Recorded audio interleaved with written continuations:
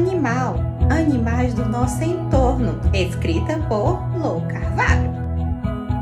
Este é o som do sapo coachando.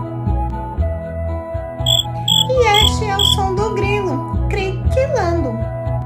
Este é o som do gafanhoto quando xixia.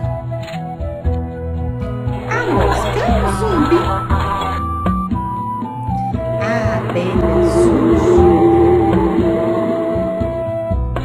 A cigarra canta e zizia.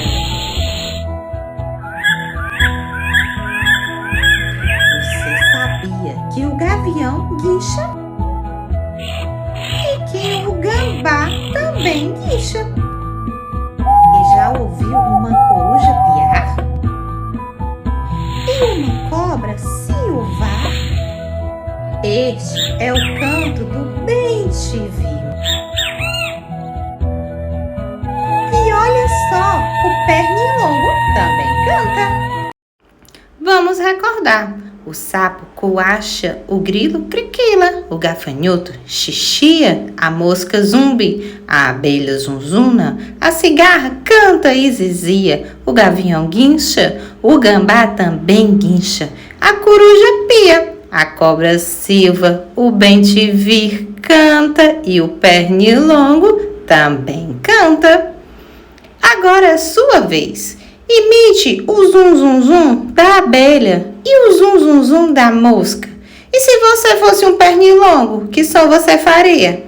Bata as asas como uma abelha, imite o voo da coruja, voe alto como um gavião. Experimente pular como um sapo, saltar como um grilo e correr como um gambá. Que tal assoviar o canto do bem-te-vi? Imite a cobra silvando, rasteje pelo chão e prepare o seu bote.